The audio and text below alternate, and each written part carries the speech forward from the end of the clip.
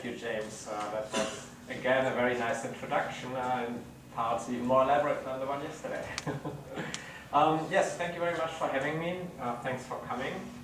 James already touched on a couple of key issues, why I'm here or why I'm picking this topic. I'm a computer scientist by training. I'm a professor of computer science, but I long worked in industry, depending on how you count, 15 years. And got an MBA, which I tend not to put on the slides, but nevertheless, I did. And it means I combine a practical perspective on business models from that industry experience and education. So what you will be hearing is a reasonably practical talk on the business models that have made open source sustainable, in my opinion, combined, mutually supporting each other. And it's based on work I started when I worked for SAP Research in the Silicon Valley, where my goal was to help SAP understand open source business models because it sounded all very weird to them. And so I tried to help them understand it, and I kept doing it because there's a fair bit of industry demand or understanding these business models, and that's part of my job in academia as well, to talk with industry about it. I believe we have about an hour, and so I would rather have it interactive, and so I will not be taking up that full hour, but rather be shorter, and then maybe we can have a good discussion. So let me still start with a definition of open source, because it's important to understand that there are two parts to that definition. So regular software, typically, that's what people understand, is regular software becomes open source software if it's given to them under an open source license, spelling out the rights and obligations of using that software. So that's a legal definition.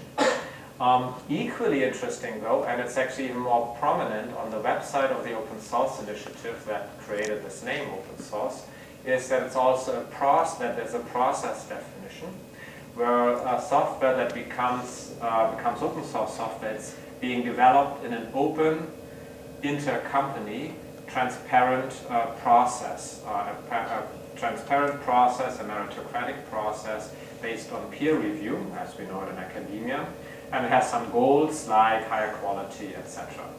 So it's not developed, it's software that's developed behind closed doors, it's software that's developed out in the open for everyone to see.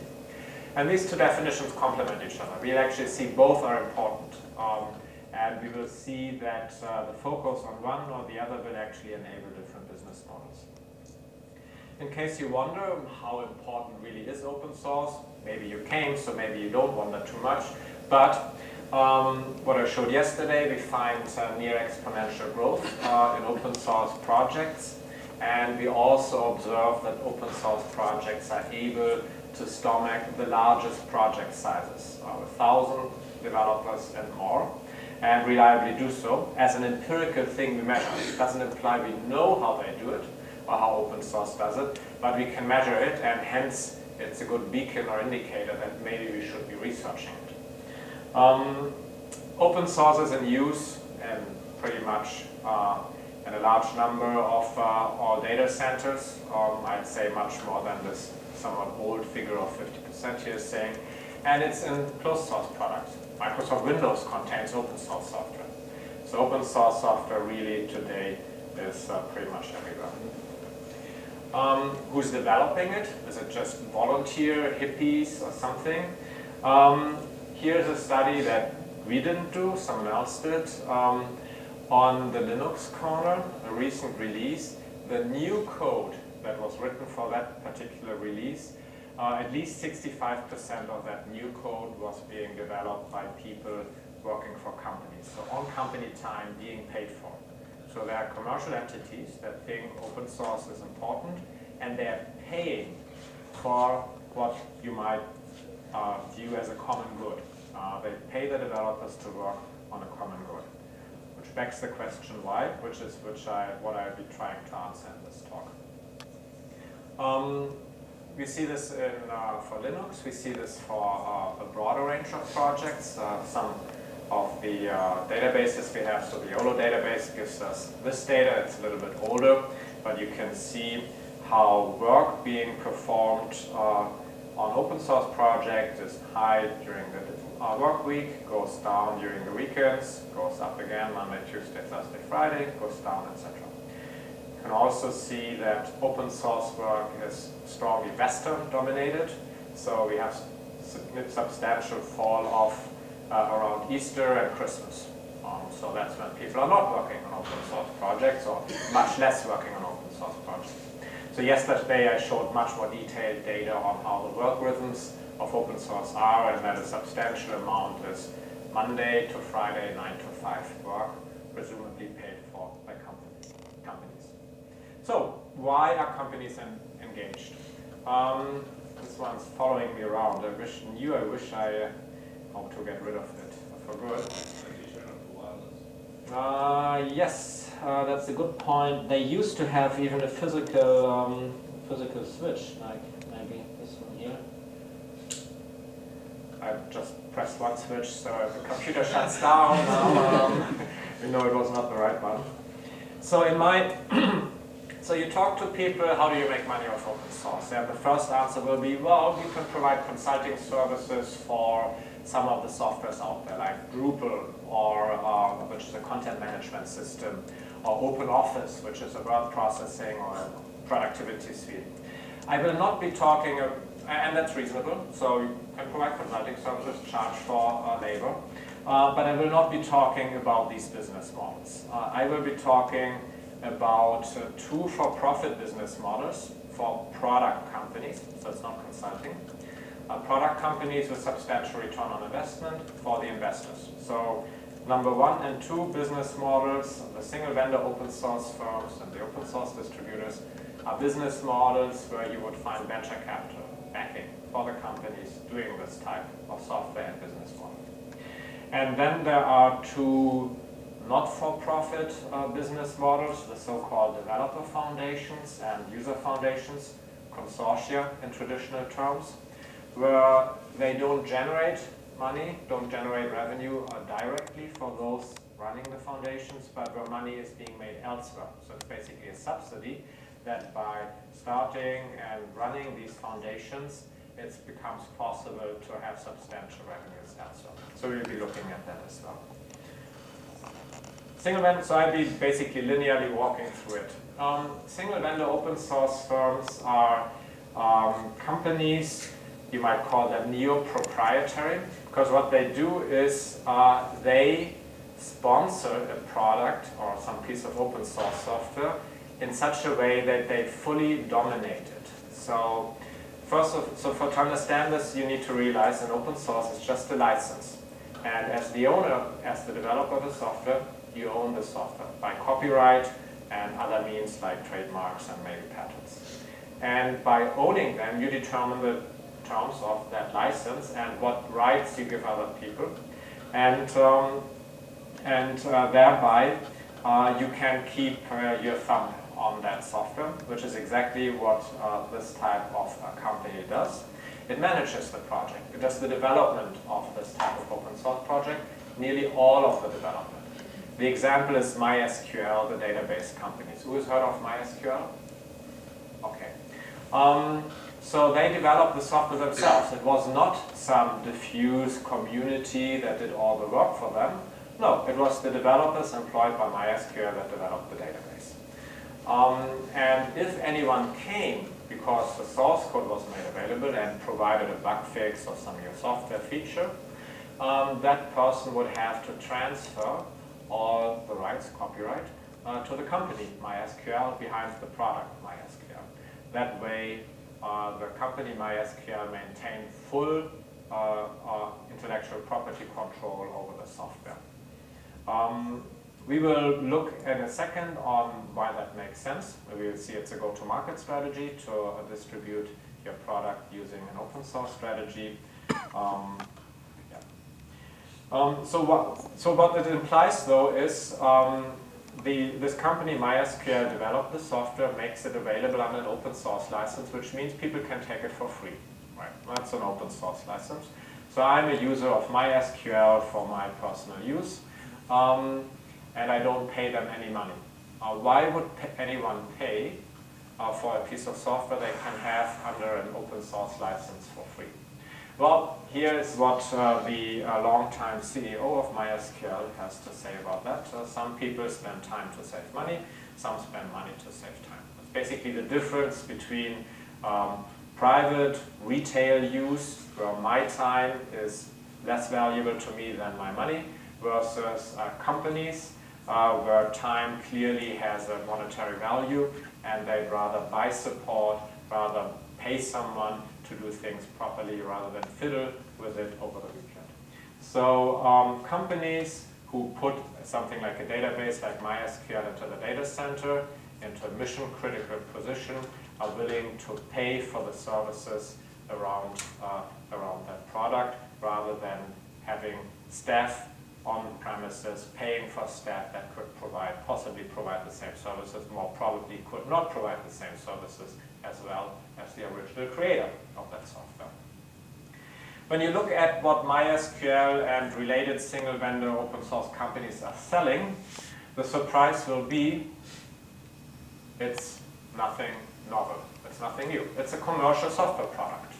It may be made available under an open source license, but what is being sold is very traditional. It's the license. With it comes indemnification and liabilities, or like freeing customers from liabilities. Update services, then bug fixes are provided quickly, support hotline, documentation, training. Everything that a traditional proprietary software company will also do. And then it gets bundled in a certain way, and then you have different channels in different markets, etc. So here you see an illustration of one particular single vendor open source company called Jaspersoft. It provides business reporting software. It goes to market by making the software available as open source, but, and that's the trick, when potential customers come and say, no, we don't really want to shoulder the full risk of running it, having staff ourselves, you will be sold a commercial license or commercial product feature bundle like those illustrated here, where you buy the traditional things you would buy from a proprietary software vendor as well.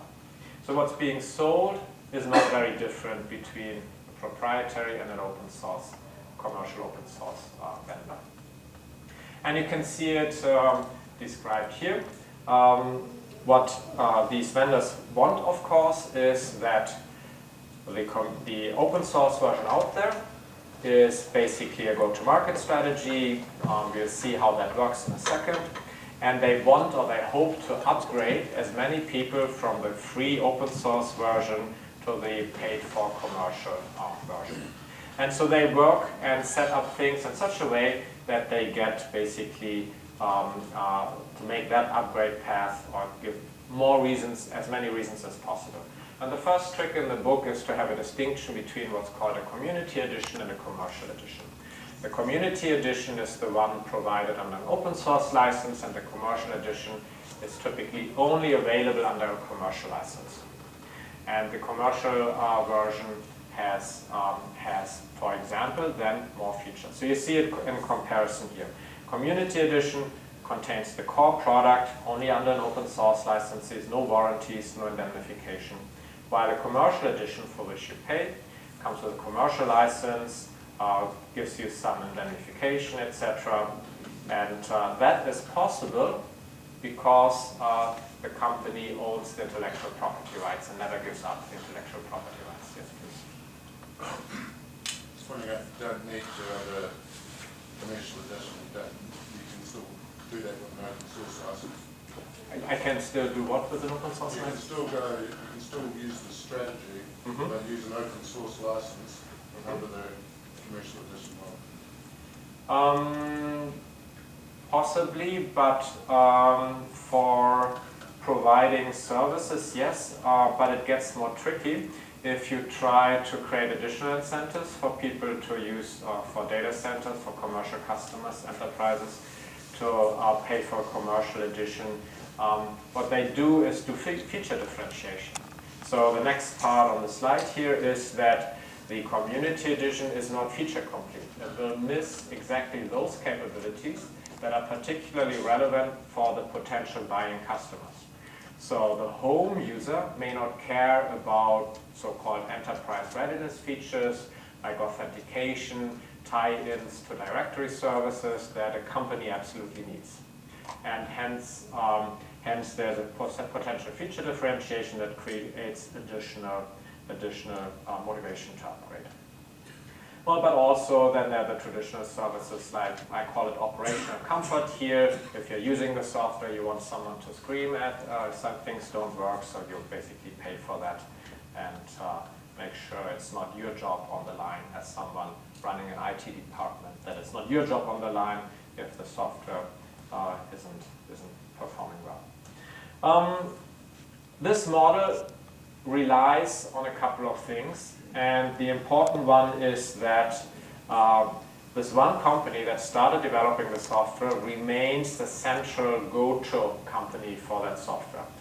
So the most important directive for them is to be the owner of all relevant intellectual property.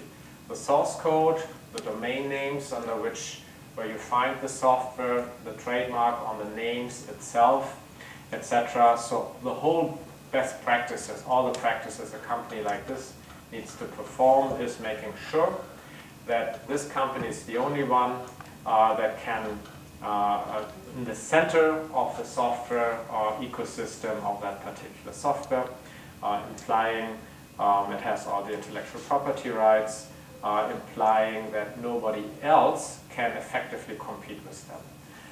That effective competition is hindered in the following way. You might think, oh, it's open source, great, MySQL developed the software. I just take the open source software and start competing with MySQL. You could try that, but MySQL, understanding that there might be competition, and at any given point of time there were like 40 forks, copies of MySQL, where companies tried that. MySQL, all these companies put a so-called reciprocal license onto the software. And as aggressive as possible, license with respect to keeping the software open, surprisingly. What does it mean? A reciprocal license is a license which forces anyone who uses the software under this license, that's the obligations put on you, under this license to lay open any changes you made to the software if you pass on the software. So if you're a potential competitor to MySQL, you take the software, you improve it, and you think that's your competitive advantage now over MySQL originally, you are not allowed to keep that proprietary because the reciprocal license, the highly aggressive viral, I also call it viral, license will require that you lay open your changes. And of course there is one particular player in the ecosystem, the company MySQL itself, that will immediately go and sue you, asking to lay open your changes if you actually dare to compete and try to keep a competitive advantage by keeping code closed. Because MySQL is the company is the one holding the intellectual property rights, MySQL is the only commercial entity not tied to that open source license. And they can still provide the software under a second license or third license, a commercial license. That's how MySQL maintains a competitive advantage over anyone who might try competing with them. Okay, so that is how you do not throw out your intellectual property and invite competition, but rather remain center and leading and dominating that community or set of users you built around your software. There's much more to this. Well, I forgot this, I'm sorry. So, but why are they doing it? I mean, it might have been surprising to you that MySQL, the company, is developing the software themselves, because it's this common belief, not always true, that it's this, let the others do the work. The others are developing the software for you, which is just not true in the case of these single vendor open source firms. It remains the question, if they do all the work, why do they open source in the first place? And it has various advantages. I'm just picking out one, which is sales and marketing. In a traditional sales cycle, you will be invited maybe by some company to propose selling to a bank, say, your database. So you find yourself in a competitive sales situation with Oracle and other database providers. So that's the normal sales cycle. What happens with open source is that you might already have a foot in the door, which will make you a more effective competitor in that competitive sales situation. And that happens because you make the software available for free. At any given point of time in a large company like Bank of America or so, there'll be small projects, line of business projects, not in the data center, but in the line of business going on with very limited budgets. And they'll be very happy to take a free software of high quality. So at any given point of time, there are not paid for MySQL instances at Bank of America.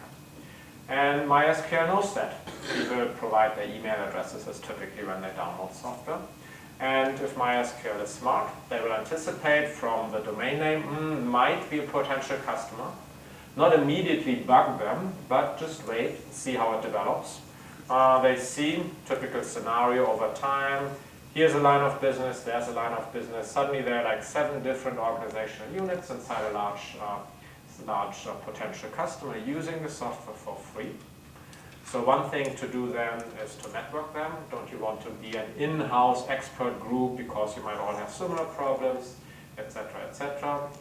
All of which is to prepare for a competitive sales situation, because at some point of time the bank will realize maybe we need a new database, or maybe we need a new application that needs a new database.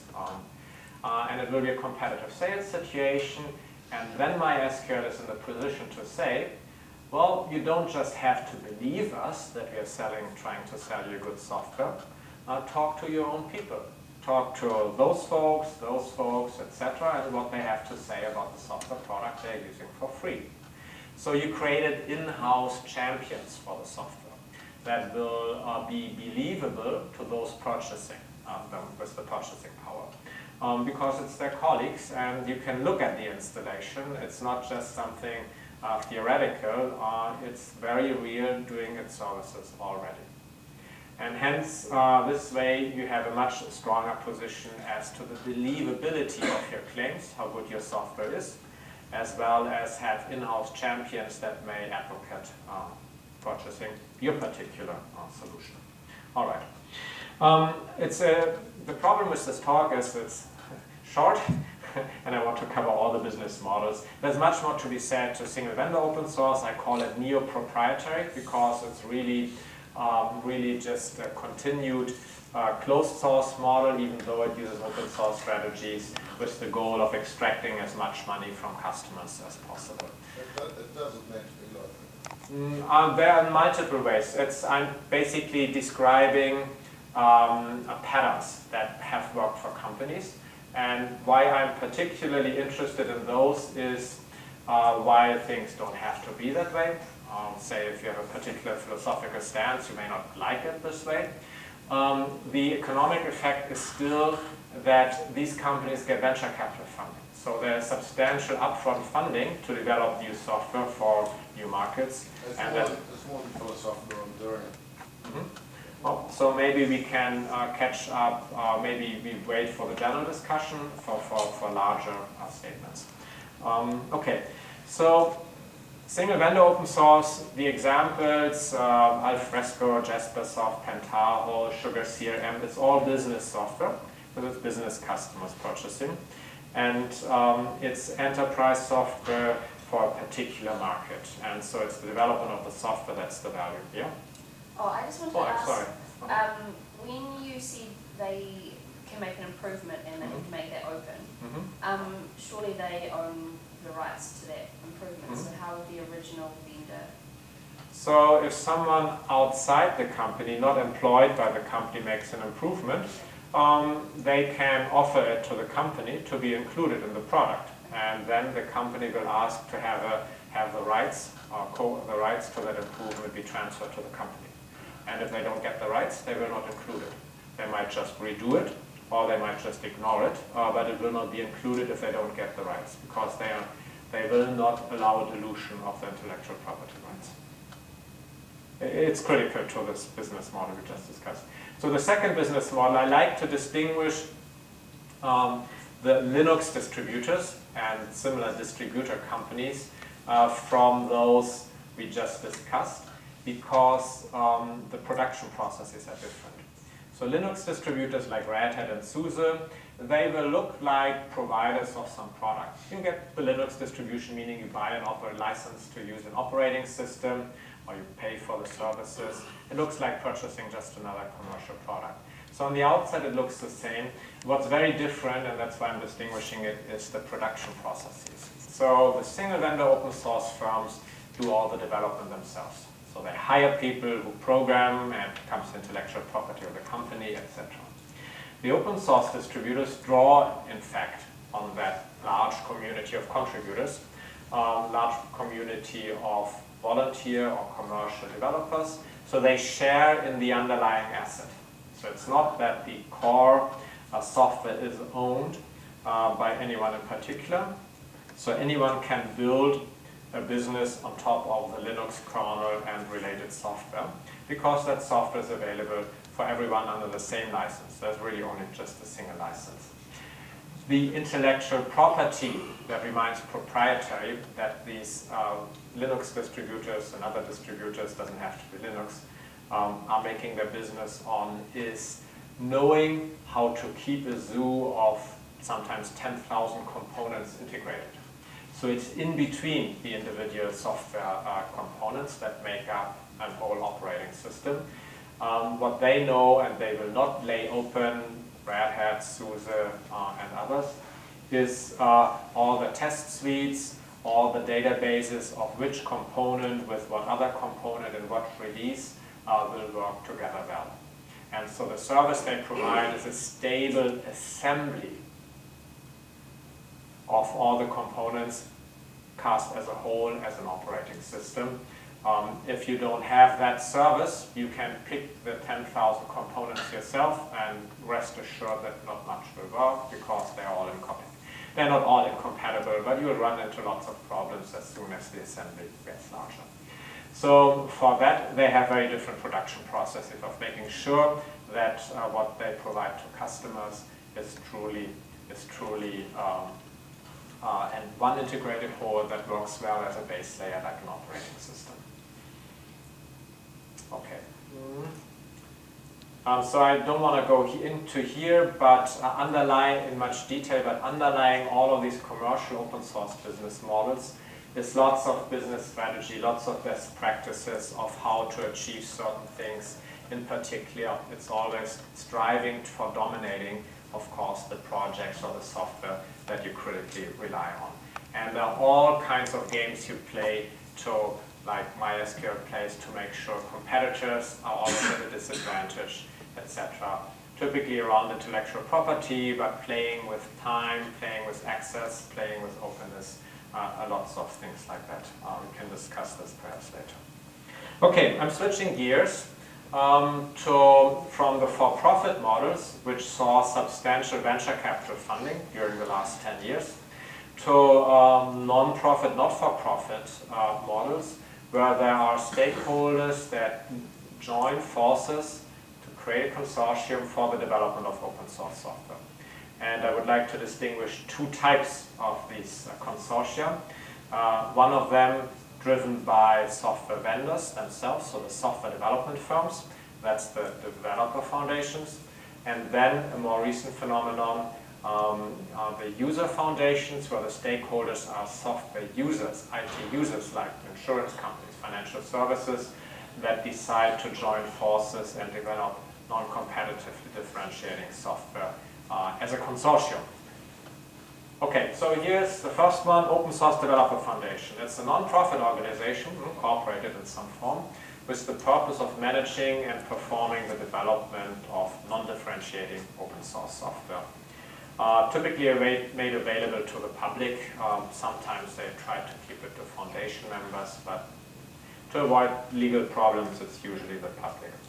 So here's a set of stakeholders, software development firms, that come together to jointly develop open source software, that jointly shaking hands and working together typically only works for non-differentiating, not competitively differentiating software. So they're not competing on these software pieces, components they are jointly developing. It's really just a cost factor. It's a base layer. They actually compete on what they put on top of that. So it's cost reduction and some other strategic goals. And that's a phenomenon we've seen for quite a while. Initially, the original foundations like the Apache Software Foundation was pretty upset that more and more of these foundations were showing up. But truly, there are just any number of these now, and some of them are very broad, like the Apache Software Foundation or the Eclipse Foundation, and some of them really just center on that one successful project, like this is Drupal, a content management system for the web, or WordPress, and they really just center on one particular successful product, and then the foundation to be created creates the meeting point for anyone commercially interested and regulates intellectual property issues. That's the key thing. WordPress obviously has a trademark, and anyone wanting to provide services around WordPress will somehow be able to use the logo, so they want clarity around the trademark. They don't want to be sued, they want to know what they do, so they are allowed to use the logo. So they just keep coming up. You will find them increasingly in what you might consider niche, like process control, numerically controlled machines. This one I recently ran into. I'm working with one organization in the energy sector. Okay, that's user foundations, so that's later. Okay, but why do they do that? Why join forces? Here's a simple economic motivation. Imagine, I mean, very much simplifying to make the point clearly, be able to make it clearly. Imagine you're SAP and you are selling to a customer. It's not just the business software that you are providing that a customer needs. They also need an operating system and database not shown here. So the customer thinks about it from a so-called solution perspective. What is the whole stack of technologies I need? They need an operating system, they need the business software, otherwise it doesn't make sense. So from SAP's perspective, there is some budget with the customer. They try to get as much money from the customer as possible. If these two components, the business app and the operating system, are of equal strength, then they may just share the revenue. So they just get 50% of the customer budget each, simplifying. It would be much nicer for SAP if they wouldn't get 50% of the customer budget, if they got 90%. But just how to do that, because the other guy, the operating system provider, Microsoft perhaps, thinks exactly the same way. They would just laugh if SAP would get only 10% and Microsoft gets 90%. So the way to do it is to commoditize the other parts of the stack, the other parts of the total solution that a customer needs. Make everything else, so from an SAP's perspective, make everything else, everything that's not the business solution, really cheap. And making really cheap means having it available as open source software that can replace the originally closed source solution. So SAP supports Linux, so that a customer for which Linux is an acceptable operating system will be able to use Linux, typically at a much cheaper price point than Microsoft. So they create competition on the other components of the stack, and they use open source in doing so, which compresses the price points that these other guys in the stack can charge, leaving more of the money in the customer's wallet for the business application. The customer may want to save some money if the operating system gets cheaper, but of course if they do some return on investment calculation, they'll find, oh, of that money that was freed up by the reduction in price for the operating system, some of it we will save, but some of it we will spend on yet another module in SAP or something like that. And so basically SAP cannot only raise prices, but just also sell more. Taking this stack perspective means taking the complex view of everything a customer buys as these multiple components. And if you can compress the price of the other components in the stack, you can slide down the demand curve and you can actually sell at lower price points. that makes sense if you can price differentiate, if you can charge different customers different prices for the whole. And you can basically, as it's shown down here, slide down and gain that additional profit. So you reach more price-sensitive customers. And finally, open source plays a strategic role if you can make everything else in the stack open source, in particular what you're building on, say again, the operating system, if you're a business application provider.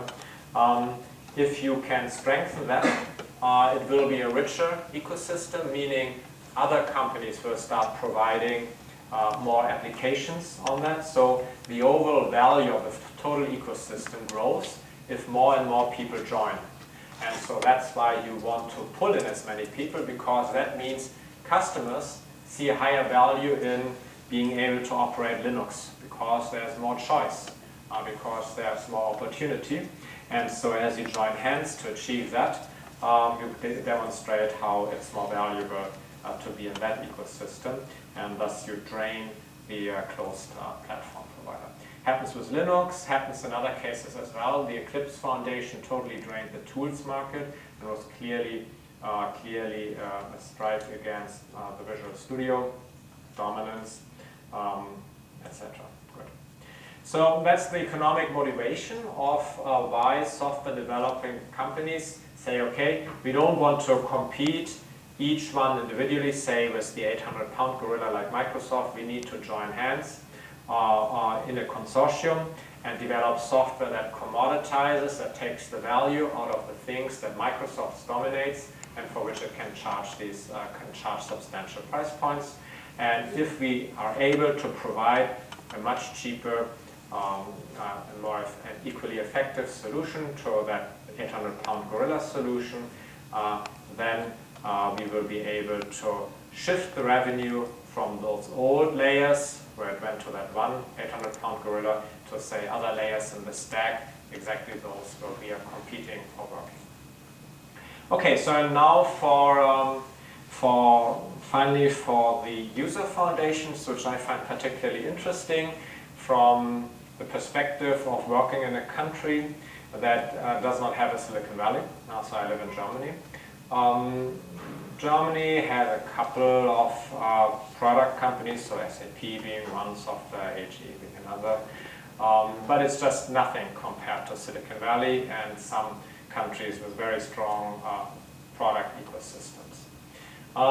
The vendors, because user foundations are a way of addressing that challenge. So let me come back to that in a second. So what's a user foundation?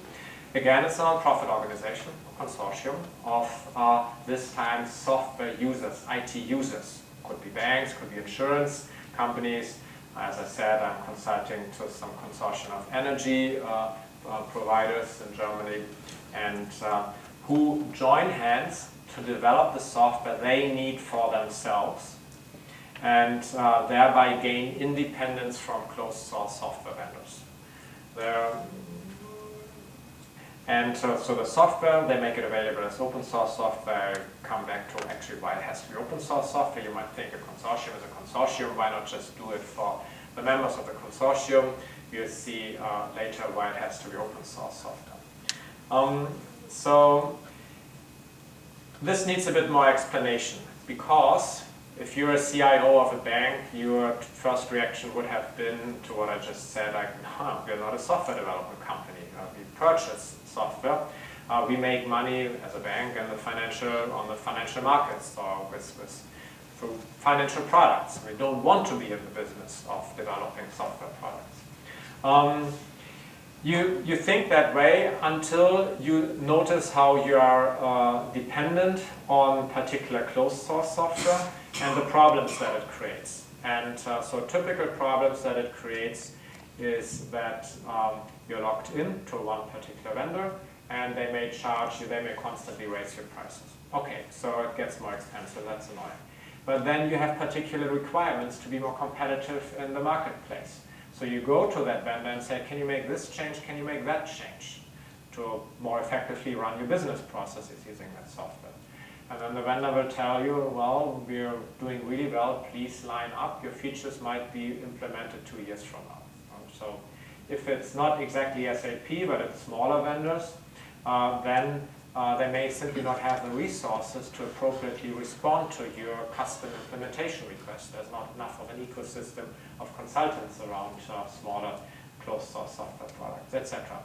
So there are a couple of more like this that push user companies over the edge and realize how dependent they are on one particular company and how problematic that is if they want to, if they want to maintain speed and quality of their products. However, it's even more daunting to imagine yourself as a bank of being a software development company. You just don't want to. So user foundations are middle ground. What they do is they allow these IT user companies to join forces and develop community open source software. Software owned by the consortium, made available under an open source license to the world, and allow commercial providers to build products on top of that. The goal is not necessarily take every possible penny out of the market. The goal is to create an ecosystem of software services and products where you, as the IT user, are in charge. If you just buy closed source software, you're at the mercy of that closed source software vendor.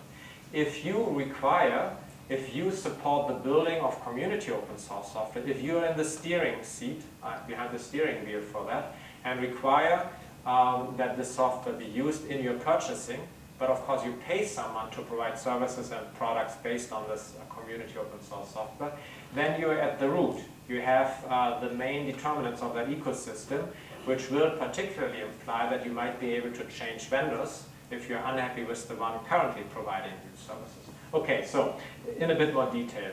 The ecosystem has 2 layers. There's the bottom layer here, which is the community open source software. Okay, let's go here. So there's the community open source software that is under direct control of the consortium.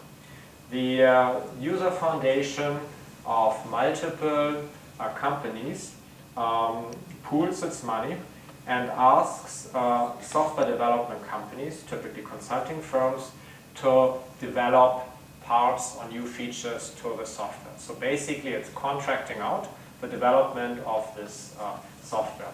So the IT user companies need to be engaged. They need to be very clear about the requirements. It needs to be a facilitated process among the members of the consortium as to what the requirements are that are jointly needed and will be developed. And then it gets contracted out.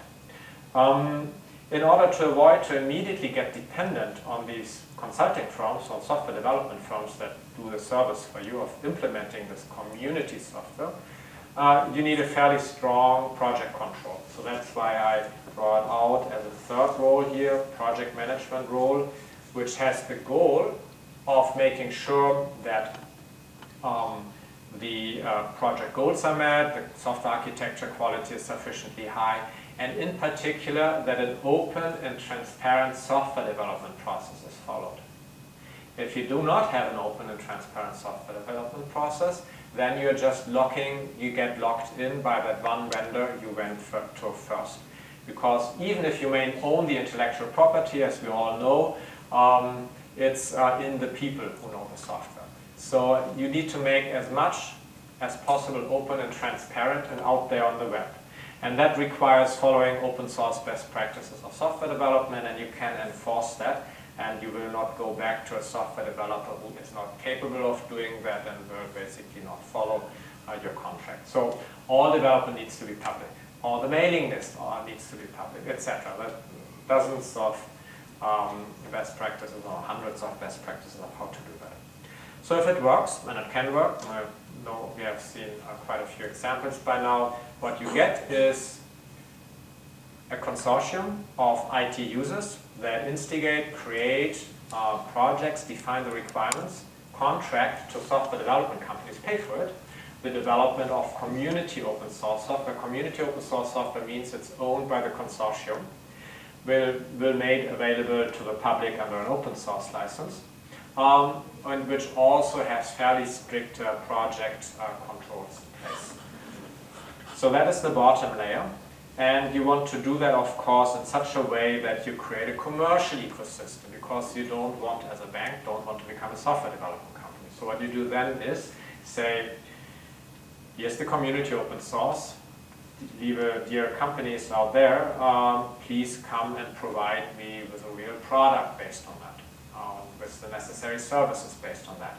So by way of the open source license, you now allow commercial companies to take that basic community software and turn it into something that is more like a commercial product that then you purchase as the IT. So the software user now, it's not the consortium any longer, it's the individual user, which may also be a member of the consortium, pays, for example, for the customization of the software or the operation of the software in its data centers. And turns the community open source into a commercial product. Right. So that's the story that I'm working through right now with some companies in the energy sector in Germany. We've seen it play out nicely with insurance companies in some particular niche market. There's a very successful example in the US, the Wellington Foundation, which develops software for the academic market, or basically for universities to run its operations. So from from alumni, so from student registration, course management, all the way to alumni management. It's software being developed by the development of which is facilitated by a consortium, the Wellington Foundation, which is mostly run by universities. So they are software users. Ideally, the software users are engaged in multiple ways. They might also be developing. They might certainly have to do some of the project management, though even that could be contracted out. All right. So, and the final remaining question is, okay, consortia. Why does it have to be open source? I mean, why? Maybe philosophically you want to, but you're not forced to give it to the world. Could be just for yourself. Well, open source has a couple of advantages. So first of all, open source is basically standardizing software development. Students today grow up, see open source, if they are eager and engaged, what they will learn is to see how you develop software in open source projects. Development practices vary drastically between companies. Open source is something that everyone can get schooled in. Open source also gives you a legal framework. The licensees are better understood in court. The lawyers understand the licensees better. Developers and companies with the legal counsels understand open source licenses better. Everything much better than if you invented your own consortium contract and licenses by yourself. It just creates legal certainty because it's more broadly understood and you get resources to handle all of that cheaper. There's one final benefit that in particular we see the agencies, for example in Germany, are expecting, which is that you can require that a product you purchase be based on open source if it's true community open source. So, I need to qualify its belief that what I'm saying is the case, but it has to be fought out in the courts still.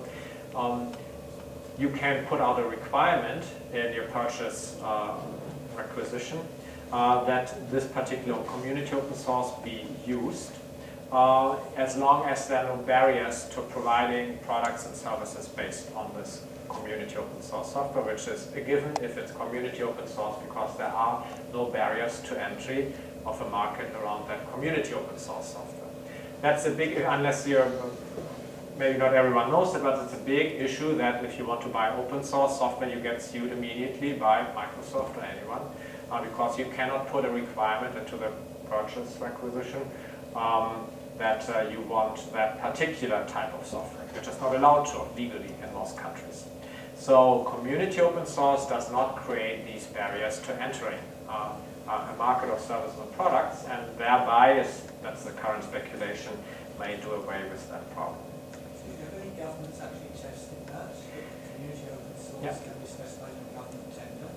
It has not been, so many have tried to specify that and got immediately lawsuits, so most of them backed down. So we are really just waiting for someone to stay the ground basically and say we're going to fight it through in court. What I was saying is what lawyers tell me who I talk with about this. So it's not been proven in the court, so I can't say that this for sure, but well, it's the legal system, so I shouldn't say it sounds logical. But the intent, of course, of all these provisions is to create a fair market, and open source does not erect those barriers to entry to that market, which is the typical complaint. Okay, so that's it. Open source is here to stay. You saw 4 very different business models that all are based on clear economic incentives of the players. And so that's why I think it's here to stay. And the particular benefit of open source is that it makes these consortia, which have always existed, but makes them much, much more easier. So rather than have the lawyers talk with each other for years before you have your consortium, you can not quite yet buy it off the shelf, but it's so much more standardized and easier and clear through all the things that open source basically standardizes. All right, that's it from me. I talked a little bit long, but thank you for your time and attention.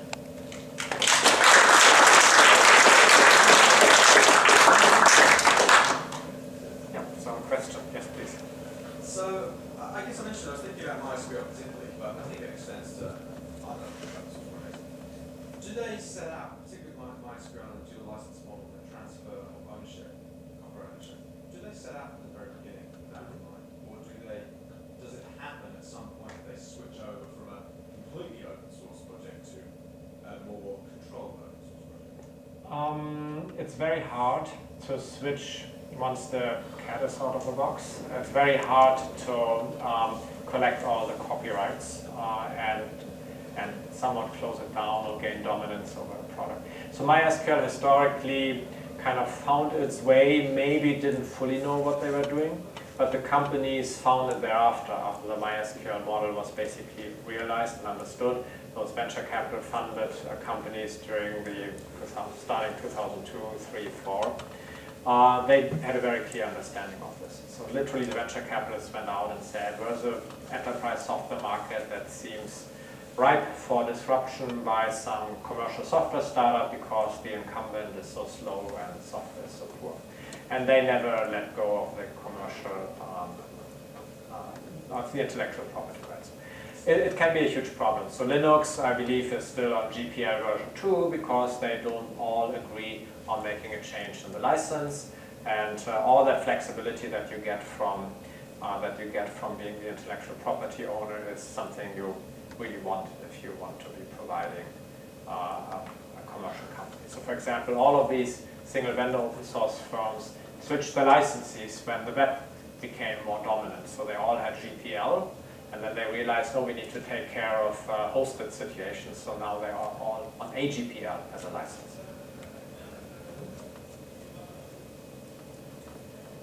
So I believe MySQL is now owned by Oracle because of a series of accidents. Do you have a view on what that's doing to their business model? Oh, so MySQL got bought by Sun, which got bought by Oracle. It's not very clear. Many of the good people have left, so maybe Oracle will probably strategically put MySQL in some particular niche market from their perspective and have the flagship product be dominant. So I'm not expecting too much of MySQL under Oracle now, really. There are these attempts of forking them, so the original creator did MariaDB. And he has the problem that he doesn't own owns the copyright. So it's a pure services company around something where there's no chance of having a strong competitive advantage because they have proprietary code that only they have. So no venture capital funding for them and strong competition if this turns out still to be a viable market. Could you talk a bit more about your energy section, because that wasn't in your website? excited because that's typically been a sector that's been totally dominated by proprietary solutions. So Which sector? the energy sector. Energy, okay. That's been very much proprietary forever, and so that sounds like it's potentially quite disruptive. And it looks like a website that I could go and find out more about. Yeah, so this is in the making, so I don't want to talk in too much detail about it. It's a large sector, so we're particularly looking at those who manage the power lines to your local home. So like, I'm not talking about the big energy producers, but I'm those that you turn to make sure that there's electricity at your doorstep. And they are just dependent on, so they still haven't decided which particular software to do first. I mean, it's a large potential of different software components you could do. One is to go up against the software they all use and hate. So basically kick out those that have them locked in. And the other alternative, which is actually what I recommend, is to go towards new green pastures and not really rally up and replace well-running existing software, which is a smart grid right now. So if there's a chance for new software that needs to be developed because regulatory requirements, whatever, the environment changes and you need that new software, and you are determined not to get locked in again, but rather be in charge of your own software supplier ecosystem, then I typically recommend just go there, because you don't have all the struggles and fights with existing IT departments that are dug into particular closed source solutions there. In that particular market and that particular application, are we seeing collaboration across national boundaries among different grids, if you will? So collaboration for developer foundations has basically always been international. So Linux Foundation, Eclipse Foundation, Apache Software Foundation didn't even think about boundaries like country boundaries. The user foundations, that's a good question. The clear-cut user foundations I know tend to be somehow jurisdiction specific, but maybe that's just a fluke, so only US foundations like Quali Foundation or Prometheus in Germany for insurance. There are, depending on how you look at them, so the Eclipse Foundation is trying to get into the user foundation business. So the Eclipse Foundation is actually a developer foundation. It was started by IBM and has software developers as the main stakeholders. And they are setting up something they call industry working groups, which are basically a way of having user groups and user foundations simulate user foundations that develop or sponsor the development of software under the guidance of the Eclipse Foundation. And the main example here is Polarsys, which is follow-on to Topcase, which is a UML tool. So these are the defense contractors in Europe, and so that's clearly cross-border, which develop software development tools for themselves or sponsor the development, because they were, so like Airbus, for example, plane manufacturer has like a long runtime, a lifetime for its products, and software companies go out of business before even they may have Airbus may have sold its first Airbus to customers, and now they're relying on some software tool where the company just went bust. So they decided they need to manage their own ecosystem, and that's clearly a cross-border situation. We used to 65% of open source programmers were working for companies. Did you get a feel for what kind of companies they were working? So you're referring to a particular case here, the study here. We didn't do that study, but I know it very well. They took the email addresses, and so they looked at that, and if someone submitted from IBM.com or RedHat.com, they considered it a commercial contribution. So yes, if you look at the article, you will see precisely the ranking of people contributing, and it's software development companies that somehow have businesses around Linux. IBM, Hewlett-Packard, Red Hat, SUSE, all of these. What I'm, I guess, confused about the logic of the licensing under a distributor model. So they're going with a GPL license versus the logic of not doing that as being a single vendor and going with I think you referred to it as neo-commercial or neo-proprietary. Yeah, the logic there, you seem to pinpoint just in Red Hat's know-how of aggregating diverse technologies. Isn't there another logic to it? And that if you secure that market positioning, you've got sustainable competitive advantage anyway. So whilst there was a big wave like Sugar CRM, etc., in the about a decade ago, there was a whole plethora of them launching. Now I think there's probably a bit more relaxation around that licensing between enterprise and community. So I'm not sure I understood the question, but let me talk about licensing. The Linux distributors basically are stuck with the licenses chosen for the components they integrate. And so that tends to be GPL and for the Linux kernel, but many other things. So the Apache web server is typically part of the Linux distribution, so that's the Apache license. So it's just very wild. I describe it as or some have described it as an insurance model. You want to use the software, so you buy insurance that everything's fine. So it's clearly looks like a service.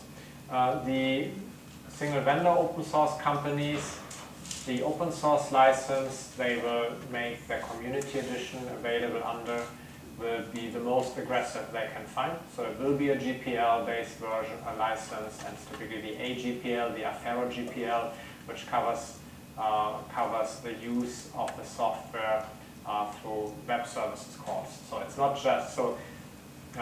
just that if you ship the code basically on a CD to some customer, but if you're also hosting it, that this already constitutes that so-called distribution event, which triggers that you have to open source any potential changes you make. So anything that makes it look really unattractive to a potential competitor to take the software and provide services for it will be used by the single vendor open source firms. Yeah, well, that's what I'm curious about, because if under the distributor model, a competitor can come and take Red Hat, which is GPL, and then start up competition to Red Hat, and yet Red Hat's $1 billion plus business. Yeah. So there's something that they're doing which these single vendor commercial open source ones just don't get. Well, because there's a logic dichotomy between the two. Well, I think it's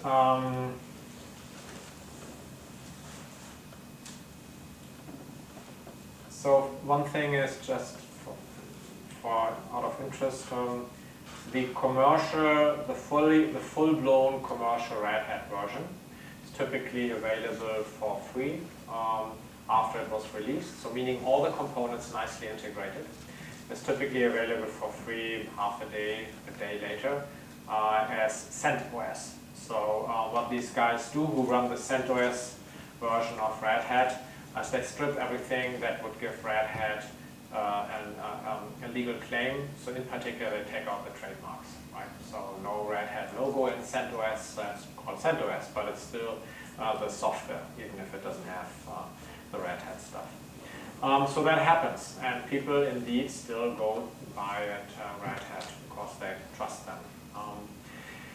I'm not sure. I make this distinction between the distributors and the single vendor open source companies because the single vendor software is much smaller somehow, and they needed to start it themselves and do the development themselves. It seems much easier to copy and clone that software and run with it. In fact, it has happened. So Sugar CRM started out with too permissive a license. switched to GPL and now AGPL later. So now there is vTiger, which is vTiger CRM, which is basically an old clone or old fork provided commercially by some company called vTiger out of India. And so the thing that you don't want to happen happened to them, and so basically everyone's got burned. I think it's not easy to build a distributor company. The software itself needs to be sufficiently complex so that it's not easy to enter that market, and because otherwise prices would go down. And so that's why we see only a limited number of really successful large-scale distributors. You see some niche distributors, but they all rely on critical resources like the Linux kernel maintainers, for example, which are scarce. This is a whole different talk, what open source means to software developer careers, but you can be a rock star, and there are only a few rock stars, and so there are only a few companies who will have the credibility that they can solve any problem around a type of software by hiring the rock stars. Yeah. I'm not sure I'm answering. I think it's in the complexity of the software. That's a good answer. All right, thank you. Okay. So we seem to have come to the natural end. I'd like, first of all, to thank you again. Thank you.